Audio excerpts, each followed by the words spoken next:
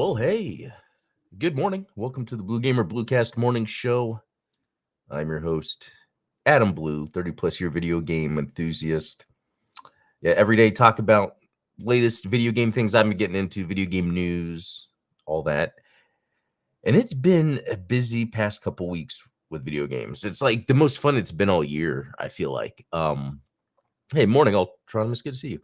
Um, because if you pre-order Space Marine 2, like the deluxe or collector's edition, not collector's, it's like a deluxe and ultra edition or ultimate. I don't know. Anyway, you get early access to play Space Marine 2. Of course, I did that.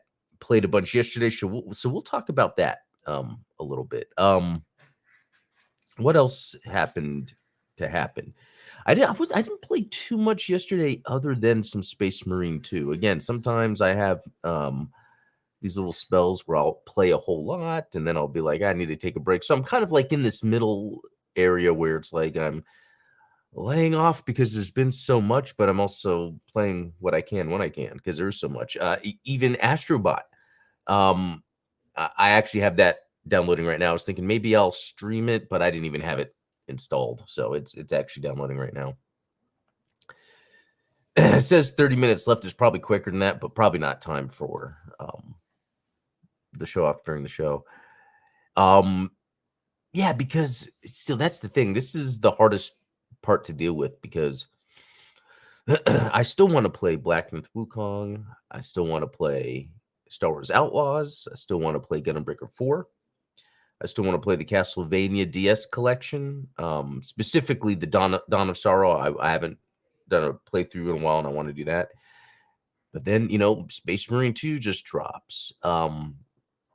Astro's Playroom. There's that other game, and I could be pronouncing it wrong, like Bikaru on Switch and PC, or maybe it's on all platforms. It's that platformer. Looks like an N64 era platformer. That came out this week. I'd want to play that, but there's there's not a lot of time, and you don't want to spread yourself too thin. I think it's healthy to have a couple games that you can rotate through. But I think I'm at my limit. And now, if I think back to all these games, I'd say, surprisingly, I'm having the most fun with Star Wars Outlaws. I think that is the more gamier game out of everything, just because of the amount of content that is in Star Wars Outlaws. I feel like I barely scratched the surface yet. I felt like I've experienced so much in it, and just how it portrays being a smuggler like Han Solo among the Empire and all the other stuff. Like even as kind of a classical open world game with modern sensibilities, it's a lot of fun. There's a lot to do. But with Space Marine 2, so I want to give my thoughts on Space Marine 2 now that I've played, and let me share just so I can prove it. Not that I need to prove it. So I've played 2 hours and 25 minutes of Space Marine 2 since it dropped. That seems like a lot to me. That's like, wow, I played that much. So here's what I'll say. I will say it is very fun. It's not as tight as I was expecting. So this is Saber Interactive. So it's not being released by a AAA studio like the original one was. That's what's interesting. It's in that I don't want to make that sound bad because it's a great studio. So this game looks incredible, plays incredible, but you can kind of see that it is an indie game, not an indie game, a lower budgeted game. But the art direction, something that can't be, I guess, measured by money, like art direction. I guess unless you're paying for someone that's really good at it. The art direction in Space Marine 2 is so good that it makes it look amazing. And that's the one thing I noticed. Like sometimes when there'll be like a close-up of like a NPC's face, and it's like, okay, that looks rough. But when I'm looking at everything else, it's like, man, there's a lot of cool texture work, effects to really pull off the look they're going for here. And I think I explained this with Star Wars Outlaws and Black Myth Wukong. The difference there, it's like with Black Myth Wukong, they have like photorealistic textures, but in Star Wars Outlaws and to a similar degree with Space Marine 2, it's almost like they've created these textures. They're not photorealistic; they've created them, but they look so vibrant and really good. So it's weird where Space Marine 2 doesn't feel like the AAA release that the original Space Marine was, but this is still fun. I will even say somewhat like so when I see it getting like an 80 or something, I feel like okay, that's kind of in line with this because it's like good, but there are some things that keep it from it being amazing, and some of it is, I've barely touched the campaign missions, but so far they're pretty like super basic. Again, just kind of like the art direction. I think what really sells going through a level is one the art direction, but also like the story they're telling in terms of you know the world that's going on. Like, yeah, you're seeing the Warhammer world happen around you with such detail that it's hard to notice if the graphics maybe aren't the best in some areas, or maybe the pacing of a mission isn't that great. But it's because everything around you that's happening is awesome.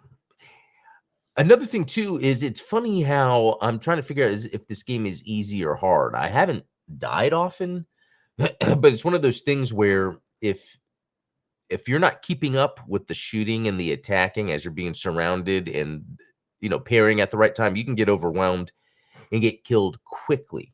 But again, that didn't happen too often because the times I would die, I want to say there was 2 times I died.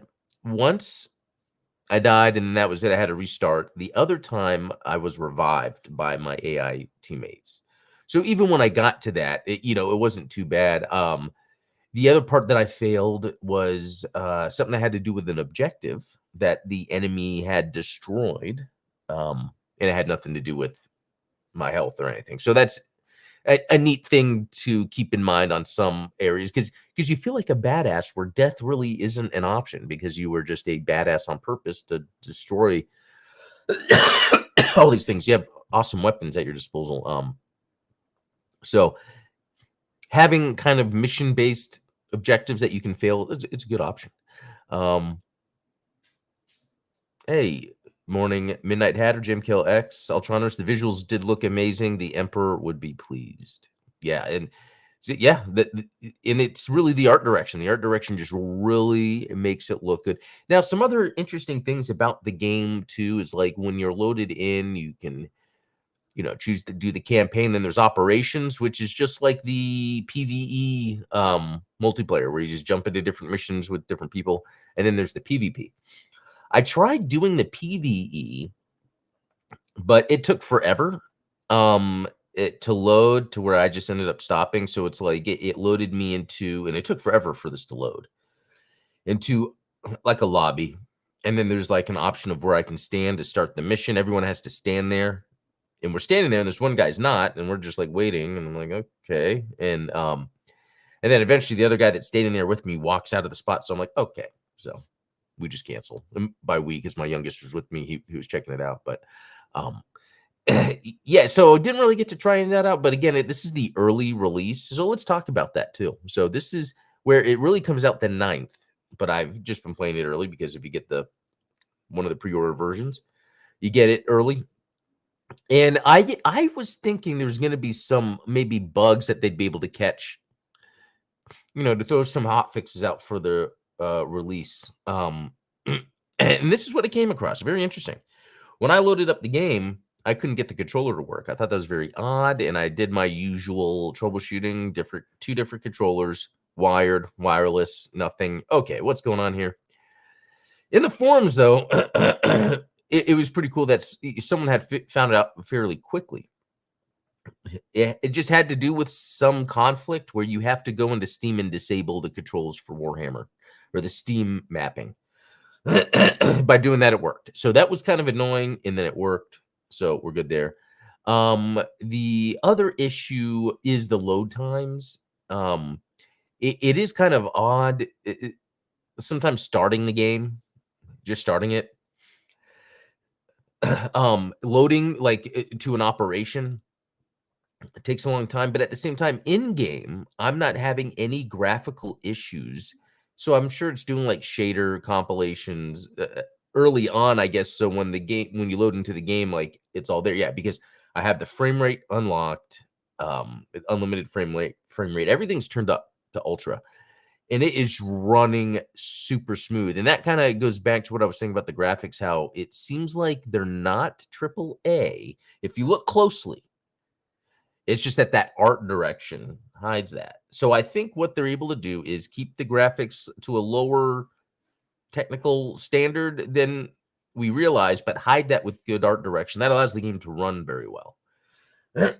So for me, but reading online, there are people that have had crashes. So yeah, I guess we'll expect a patch here to come out soon that hopefully.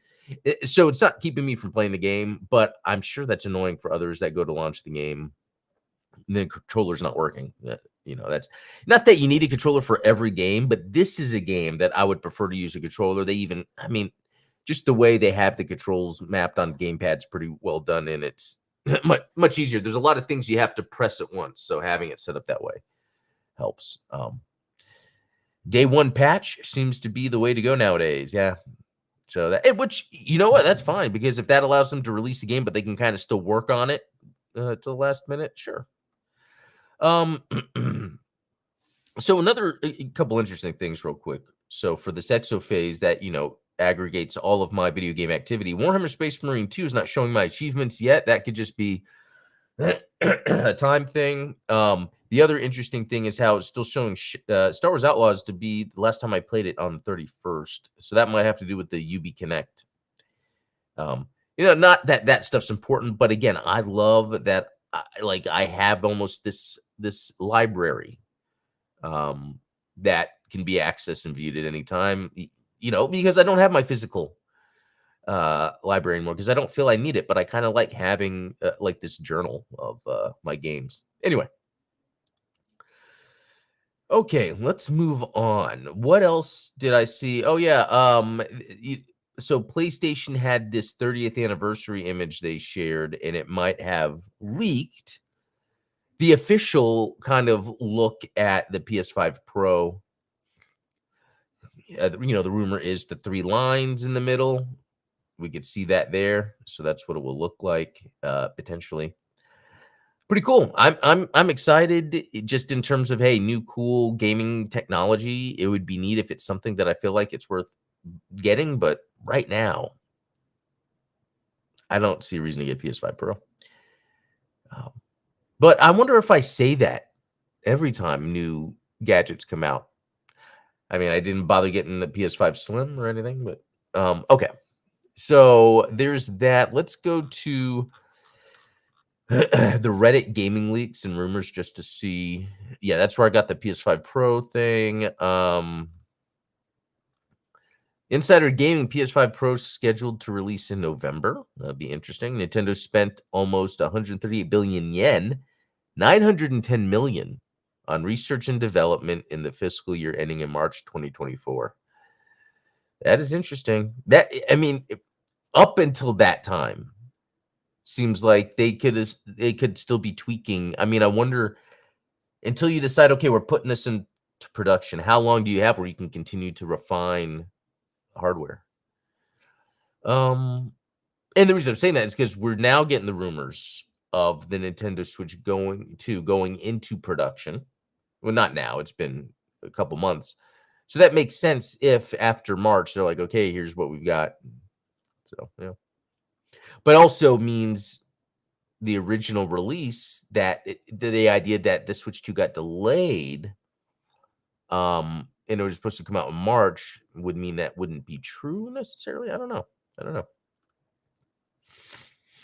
Let's see. Anything else on here? There's going to be a state of play potentially last week of September. Now, that's in line with some other things we've been hearing about with Sony, especially like after the Discord or after the Concord thing. They wanted to get out some messaging. Okay. Excuse me. Okay, that is that. What else? Oh, yeah, let's look at this. Astrobot is 2024's highest rated standalone game so far, according to Metacritic. At the time of writing, the game currently holds a Metacritic score of 94 based on 100 critic reviews. This makes Astrobot the year's highest rated standalone game. It doesn't better Elden Ring's DLC Shadow of Erdtree, however, which currently holds a 95 score. Below Astrobot, fellow PlayStation 5 exclusive Final Fantasy Rebirth holds a score of 92 on the aggregation platform, followed by Animal Well. Interesting that's that high. And Balatro, which, yeah, that game is fun. VGC's review of Astrobot called it the best 3D platformer of the decade, relentlessly joyous with a world-beating soundtrack to match. Astrobot, what's world-beating? That almost sounds like it's destructive. Astrobot is a truly wonderful game and the best platformer in a decade, we wrote. While it never coasts on nostalgia alone, the effort Team Asobi has made to treat PlayStation characters and a few old friends with respect and love is wonderful. Leave it at Team Asobi to finally get Bloodborne characters in a native PS5 game. Yeah, pretty cool. I mean, this is actually available right now. And like I was saying, I didn't have it downloading. It's downloading now, but then my PS Remote Play said, hey, you're not using this. We're going to turn off. It's like, okay, fine, turn off. But I'll play it later. I can't wait. And, another thing, too, is I was just talking about, like, there's all these games, and it's almost too much. But luckily, something like this is different than the other games. Star Wars Outlaws, open world sci-fi, third-person shooter. We've got Wukong, which is, a character action game. And then the Gundam Breaker is, action RPG, loot collecting. And Space Marine 2, another third-person shooter. So, Astrobot is that platformer. Something I haven't played much recently. In fact, every once in a while, I go back to that Super Lucky's Tales, which is a pretty decent platformer that I've never beaten. And anytime I'm in the mood for a platformer, I jump into that. So I really do feel like this will get my attention for sure. Especially the other one did. I played that nonstop until I beat it, I think. No, I'd probably stop, but so yeah, so that's cool. I am super excited to play this when I can. Okay, let's jump into the latest gaming news. See if there's anything cool there. Do a little refresh. All right. Final Fantasy creator says he's excited to be making a new game after deciding not to retire. Yeah, that's cool. Ooh, look at that setup. So it's like laptop, external monitor. Probably because it's probably another external monitor and the keyboard and mouse has control on that. Maybe another one, or he's just watching it. And then I think for fun, he just opened another phone just to be like, look at all my displays. We've all done it. Neat. Prime Video's animated anthology Secret Level will reportedly not remove its Concord episode. Yeah, it's very interesting because, Concord, as it was made, the purpose of it was to have strong storytelling elements to it. So, it seems that it makes sense that Secret Level would have a little short for it. But then it's, too bad that this game is gone. It reminds me of Anthem. That was EA. But the thing with Concord is this is like a PlayStation. It's like if Microsoft released the first Halo and then before the multiplayer took off, they're like, people think it's just okay. Let's just remove it from store shelves. That would be insane. Because that was what was interesting about Halo. Like when I first got my Xbox, I bought Dead or Alive 3. That was the game I wanted. I rented Halo, played through it and beat it, and I was like, yeah, it's okay. It was fun. I'm done. But then it was when, a little, I forget how long after, because it wasn't immediately. It started being where, friends were like, hey, let's do a Halo party. Let's play some Halo, that. But anyway, kind of getting back to it, it's like, when we talk about Sony, like there's so much interesting stuff happening with Sony. We were talking about yesterday the news article about them not having strong IP or not utilizing their IP. And then we see things like, Crash Bandicoot on Xbox, and they do have this Astrobot thing, but then they have Concord. And I don't know. I find it very interesting that one, I think it's interesting how you can't even like guess or know that Sony could come out with this first party multiplayer game and it just not do good to where they have to shut it down. Like you would not even think that would happen in the first place. So the fact that that does happen with a company like Sony, and then here's another thing too. When you look at this Concord game, anything about it scream PlayStation? No, I think if you're going to have a IP, if you're going to have an IP of your own, it's got to somehow tie into who you are as a brand. That's why Astrobot works better. But it would have been interesting if Concord was just full of PlayStation characters, because it's not like the gameplay is anything specific, right? The gameplay is made specifically to be accessible for a wide range of people, and to feed off of the kind of universal enjoyment of first-person shooters in a competitive nature. So it's not like it had to abide by anything. And so they could have made the characters, PlayStation characters, but the thought was, this studio was already making this game, and Sony came in and said, "Hey, yeah, we'll buy the game." But you see how like that was just such a bad decision.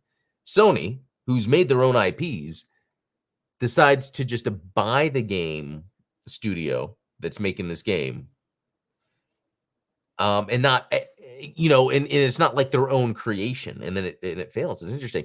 But then you look at Helldivers 2, same kind of thing. It's a multiplayer focused shooter, $40, super successful. But I think there's an obvious difference. There was a strong identity with Helldivers 2, even if we were comparing it to Starship Troopers, it was still an identity. Whereas Concord, we were making fun of its identity. A lot of the conversation was, "Oh, is it, an Overwatch clone?" Like what it like that was the problem with it. Because I've heard people that have played it say that it is good, and it could be, but so many things can be good, and you can't, like, I'm talking about all the video games I'm playing right now. So one day a game's gonna feel left out because I didn't play it. It's because, guy, I don't have enough time. So it's not that it's bad, and it's not that Concord's bad. It's just all the other parts to make Concord a game. It makes you go, okay, well then why do I need to be here? Anyway, I just find it fascinating. To me, it's just Adam Blue finds it fascinating that a company like PlayStation could be backing a shooter, a live service game. That's kind of what they're going for, and it just fail, and they just cancel it. Like, but not only that happens, but then if you look at the game Sony decided to buy and push, it's like Sony decided to do that. It's so fascinating to me. And I don't mean to come off negative. It's more fascinating than it is that, oh, yay, they failed. Because no, I don't want that to happen. Yeah, I mean, really, I would love if Concord was like super popular, and then it was like the battle of the multiplayer games or whatever. Yeah, Concord raises questions over Sony's live service competence. Yeah, it is. I tell you, it is bizarre. But the other thing I keep needing to go back to, that this could be like a catch-all excuse that might not even be practical. But what I kept hearing is, like, after the 2000s, especially when PlayStation 2, was so popular, that video game publishing companies started hiring finance people to run the companies. It's like, instead of being about the games first, it got to a point where, well, it has to be about the money, because we're so big, we're making so much money that stockholders are expecting, certain turnouts. So then we have to start doing things with the game. And then that's where it kind of changed, where throughout the 2000s and 2010s, that's why we see all these like random weird failures that don't make sense in terms of, okay, why was that game made in the first place, to, how do you not market this? And it's because of that. If we look at the games that are successful versus the games that are not successful, we could see a pattern of what works, and it's usually being genuine with the game that you're coming out with. And it goes back to that interesting thing again, and so I'm going to talk about DEI for a second. It's not the rationale behind the DEI that is the issue, but it's anytime, like whether it's DEI or a release schedule pattern, anytime that you have to check boxes in order to make something, you're then compromising those elements. So for games that they push DEI, okay, let's make sure we have all these things. I learned, explained best by Alex Damon of Star Wars Explained. As soon as Disney got Star Wars, like, okay, we have to have something come out on this date, this date, and this date, regardless of the script. So as soon as you have these check boxes, you're doomed. That doesn't necessarily mean it's not going to work, but because I think some things by committee and checkbox can work if it's more of this needs to happen, let's formalize it. I'm trying to think of what are some video games that are super popular and they're super checkboxy in terms of hitting all those beats? I don't know, because if you look at Fortnite, I mean, its whole thing is being a different game. Roblox, it's because people can do whatever they want. You really don't see super how should I say, super popular games that are made by committee, if that sounds right. I would almost say Street Fighter 6 might have been, but at the same time, Street Fighter 6 looks so different from 5. It's like, well, if they're choosing how they put the game together, at least they're doing different stuff. Yeah, so yeah, it really depends. Yeah, I'm trying to think, what are some other super popular games? So there's like that Harry Potter game, but that's an example of with that when they're making the game, it's like, let's make it feel like you live in a Harry Potter world. So it's already open-ended. And so that is successful. Yeah, it seems like when a game is being made, if they're trying to hit a certain market and certain parameters, it might not work out. But if you're just trying to make something, yeah, let's think of the surprise hits like Pal World, Helldivers, Black Myth Wukong. Yeah, it's pretty interesting. All right, yeah, let's go down here a little bit more. Let's see. Fortnite, Marvel stuff. It's like you can't even tell what's going on here. I guess there's a Captain America shield, but it's just nonsense. At least to me. Yeah, anything else? Yeah, so Street Fighter 6 reaches 4 million units sold. To me, while that is good, that seems low for Street Fighter. Thinking like, didn't Black Myth Wukong get 20 million? Yeah, I feel like a multiplayer game, a game that is really strong in the multiplayer component would be, yeah, it's very interesting. Think of when Street Fighter came out. Think of when Black Myth Wukong came out. And Black Myth Wukong, if I'm not wrong, let me look that up real quick.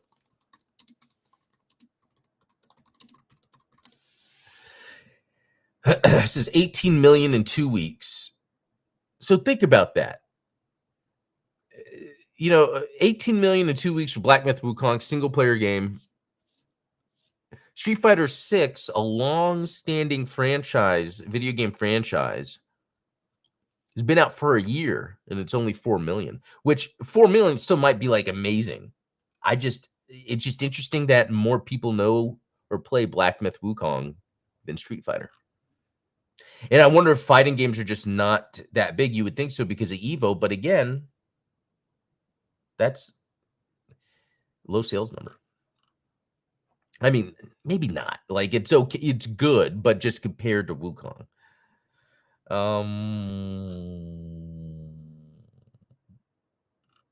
Yeah, I think that's about it. It's still niche as a fighting game. Oh, that's interesting. Street Fighter has been slowly losing steam since 5. Okay, you know what? That's kind of funny because it seemed like that even for me because I kind of stopped bothering with Street Fighter maybe after 4. I want to say maybe I got 4 when it came out and then I kind of just stopped at that point. And at the same time, I remember how popular or how fun it was to play like Soul Calibur, Mortal Kombat type fighting games. I think those fighting games kind of became more popular than Street Fighter during, the 2000s and all that, and that could be what it was. And that's a funny thing. It's like I like Street Fighter, but there are better fighting games. It's just I like Street Fighter. I feel like Street Fighter is just kind of a safe fighting game. Yeah, it's very interesting. Anyway, that's it for today. All thanks for watching this episode of the Blue Gamer Bluecast Morning Show. I'll be back next week. So for Monday, yeah, expect what I've been playing over the weekend. So yeah. Potentially that the fighting game community is oversaturated. Oh yeah, because there are so many games, so that could cut from each game's potential market. Interesting point to end on. So all thanks for watching. We'll talk later.